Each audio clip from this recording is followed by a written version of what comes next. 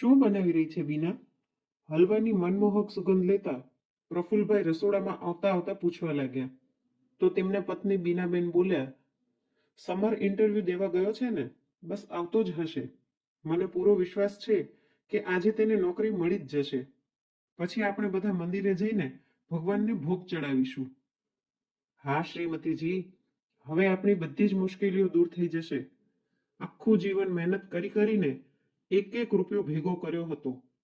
ઘર ગીરવે મૂકીને લાખોનો કરજો ઉપાડ્યો હતો. ત્યારે જઈને સમરનું એન્જિનિયરિંગનું ભણવાનું પૂરું કરાવી શક્યા હતા. હવે તો બસ ખુશ ખબર મળી જાય તો હું ગંગા નાહી લઉં. સમરના માતા પિતા હજી આ બધી વાતો કરી જ રહ્યા હતા ત્યારે સમર ઘરની અંદર આવ્યો. તેના ચહેરા પર નિરાશાના ભાવ ઉભરાઈ રહ્યા હતા. તેનો મુરઝાયેલો ચહેરો જોતા જ તેના મમ્મી બીનાબેનનું હૃદય જોરથી ધડકવા લાગ્યું અને ત્યાં પિતાની આંખોમાં રહેલા સપનાઓના મહેલની એક એક ઈંટ ધરાશાયી થઈ ગઈ. થોડી વારમાં જ નિર્ણાયક સ્વરમાં સમર બોલ્યો, પપ્પા, હવે હું પણ તમારી જેમ જ ગાર્ડની નોકરી કરી લઉં છું. જ્યાં સુધી સારી નોકરી ન મળી જાય ત્યાં સુધી હું એમ જ તો નવરો ઘરમાં ન બેસી શકું ને. ઘરનો ખર્ચો તો ચલાવવો જ જોઈએ ને. એટલું કહેતા કહેતા સમરનો અવાજ રૂંધાઈ ગયો અને આટલું સાંભળતા જ તેના પિતાના પગ નીચેથી જમીન સરકી ગઈ. પછી હતાશ અને નિરાશ સ્વરમાં તેઓ બોલ્યા, જેવી તારી મરજી બેટા. સમરે ગાર્ડની નોકરી કરવાની શરૂ કરી દીધી. પરંતુ અડોસ પડોસ વાળા અને સગા સંબંધીઓ પણ ક્યાં મૂકવાના હતા. આ જ નોકરી કરવી હતી તો શું જરૂરત હતી બાપુ પર આટલો બધો કરજો ચડાવવાની. ઘણી વખત સમરને આ વાત સાંભળવા મળતી અને આ સાંભળતા જ તેનું હૃદય છલ્લી થઈ જતું હતું. અહીં કરજદારો સાથે લગભગ રોજ માથાકૂટ કરતા કરતા તેના પિતા પણ થાકી ગયા હતા. પોતાના વૃદ્ધ માતા પિતાનો વ્યથિત ચહેરો જોઈને સમરનું હૃદય ભાંગી પડતું. રહી રહીને વિચારવા લાગતો, શું ફાયદો આવી જિંદગીનો? જો પોતાના માતા પિતાને મુશ્કેલીઓથી પણ બહાર ન કાઢી શકું તો? જિંદગીથી હતાશ થઈને તેણે નક્કી કરી લીધું કે હવે તે પોતાની જીવન લીલા સમાપ્ત કરી નાખશે. અને આવો વિચાર કરીને તે ઘરેથી નીકળી ગયો. જેટલી ઝડપથી તેના પગ ચાલી રહ્યા હતા તેના કરતાં પણ વધારે ઝડપથી તેના દિમાગમાં નિરાશાપૂર્ણ વિચાર આવતા જતા હતા. પરંતુ પોતાની જિંદગી સમાપ્ત કરવા માટે તેને કોઈ ઉપાય સૂઝી નહોતો રહ્યો. વિચારવા લાગ્યો કે કોઈ બિલ્ડિંગની છત પરથી નીચે કૂદકો લગાવી દઉં. પરંતુ આગલી જ ક્ષણે વિચાર આવતો કે જો ગંભીર રીતે ઘાયલ થયો અને જીવતો રહી ગયો તો માતા પિતાના માથા પર પૂરી રીતે બોજ બનીને રહી જઈશ. આ જ વિચારમાં ને વિચારમાં તે રસ્તા પર ચાલતો જઈ રહ્યો હતો. વિચારતા વિચારતા અચાનક તે રસ્તાની વચ્ચોવચ આવી ગયો. એનાથી પહેલા કે તે કંઈ સમજી શકે સામેથી એક મોટી એવી લક્ઝરી કાર આવી અને તેને જોરદાર ટક્કર મારી દીધી. ટક્કર લાગતા જ સમર ઉછળીને રસ્તાના બીજા કિનારા પર જઈને પડ્યો અને બેભાન થઈ ગયો.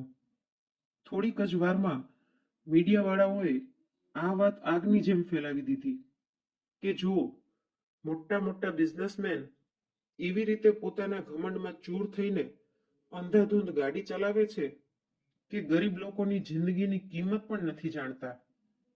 આવા ઘમંડી લોકોને તો સજા મળવી જ જોઈએ.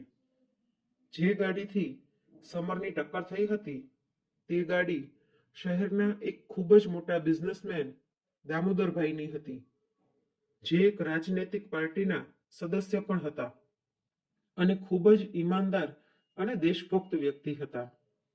દામોદરભાઈ કોઈ ખોટું કામ કરવામાં વિશ્વાસ નહોતા રાખતા અને ના કોઈ ભ્રષ્ટાચારીનો સાથ દેતા હતા. પરંતુ આજે જ્યારે તેમની ગાડીથી એક ગરીબને ગંભીર ઈજા થઈ ગઈ તો અન્ય રાજનૈતિક પાર્ટીઓના સદસ્યોને તેમને બદનામ કરવા માટેનો મોકો મળી ગયો હતો. જોકે સમરને તેમણે જ પોતાની ગાડીથી હોસ્પિટલ પહોંચાડ્યો અને ભરતી કરાવડાવ્યો હતો. પરંતુ છતાં પણ તેમને બદનામ કરવાનું કાવતરું ચાલુ જ હતું. અને તેના ભાગરૂપે જ બે લોકો સમર પાસે આવ્યા. સમર તે જ વખતે ભાનમાં આવ્યો હતો.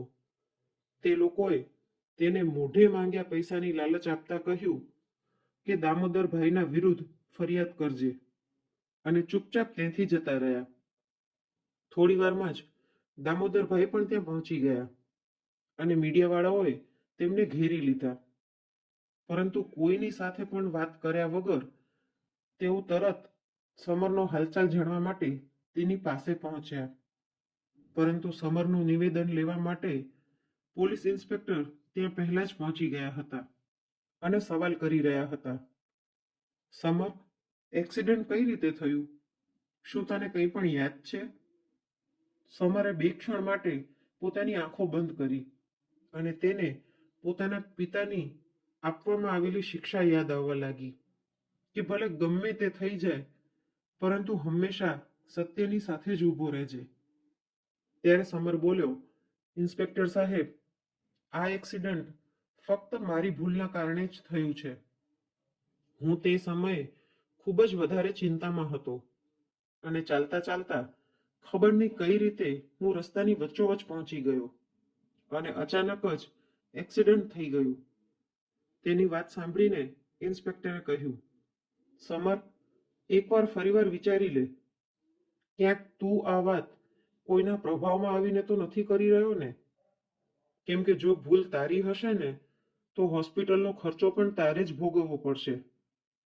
એટલે સમર બોલ્યો, સર, મારા માતા પિતાએ હંમેશા મને સાચું બોલવાનું જ શીખડાવ્યું છે. એટલા માટે આજે પણ સાચું જ બોલીશ. આમાં કોઈની કંઈ પણ ભૂલ નથી. હોસ્પિટલમાં પડેલા સમરને મળવા બધા સગા સંબંધી પણ આવવા લાગ્યા અને બધાએ સમરના નિર્ણયની નિંદા કરતા તેને મૂર્ખ કહ્યો. કેમ કે આજે તેની પાસે તક હતી કે તે આટલા મોટા બિઝનેસમેન પાસેથી જોઈતા રૂપિયા પડાવીને પોતાનો કરજ ઉતારી શકતો હતો. પરંતુ તેણે એવું ન કરીને પોતાના જ પગ પર કુલાડી મારી લીધી.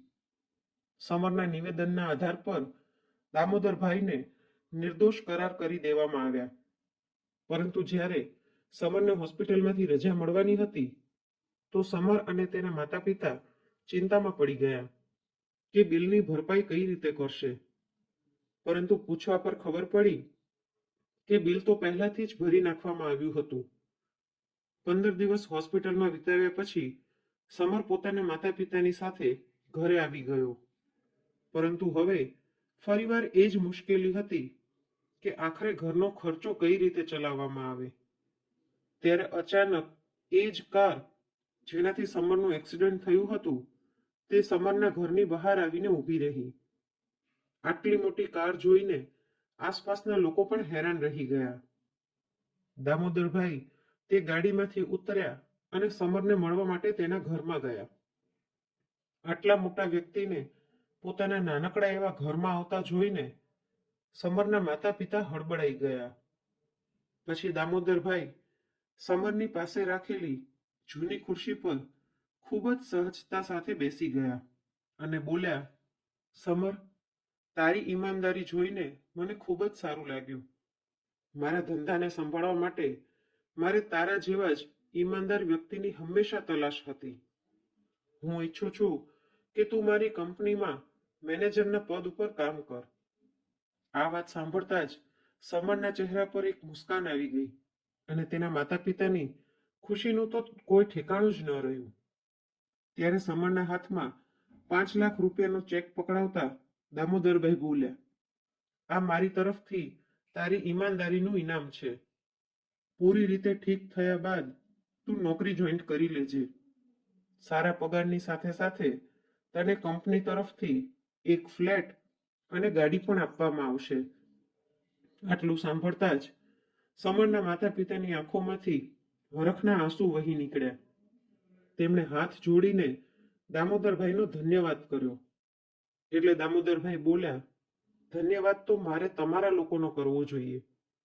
તમારી પાસે તક હતી અને તમે એ તકનો ફાયદો ઉપાડીને મારી પાસેથી મોઢે માંગેલી રકમ હડપી શકતા હતા. પરંતુ તમે એવું કર્યું નહીં. મને ખુશી છે કે આજના સમયમાં પણ આવા ઈમાનદાર લોકો મળે છે. એવું કહીને દામોદરભાઈએ સમરને પોતાનો ફોન નંબર આપ્યો અને જતા રહ્યા. સમર અને તેના માતા પિતા હજી સુધી વિશ્વાસ નહોતા કરી શકતા કે નિયતિ પણ કેવા કેવા ખેલ રચે છે. તેમની આંખોમાંથી ખુશીના આંસુ રોકાવાનું નામ નહોતા લઈ રહ્યા. આજે સમરની મમ્મીએ ફરીવાર હલવો બનાવ્યો અને ભગવાનને ભોગ ચડાવવા માટે ખુશી ખુશી મંદિરે ગયા. મિત્રો, આ વાર્તા પરથી આપણને શીખવા મળે છે કે ગમે તેવી પરિસ્થિતિમાં આપણે સત્યનો સાથ છોડવો ન જોઈએ, કેમ કે અંતમાં તો હંમેશા જીત સત્યની જ થાય છે. તો આજની આ ટૂંકી વાર્તા તમને કેવી લાગી અને તમે કયા શહેરમાંથી સાંભળી રહ્યા છો તે કોમેન્ટ કરીને જરૂરથી જણાવજો. અને જો વાર્તા ગમી હોય તો લાઈક કરીને વધુમાં વધુ શેર પણ કરજો. અને આવી જ અવનવી વાર્તા સાંભળવા માટે ચેનલને સબસ્ક્રાઇબ કરવાનું ના ભૂલશો.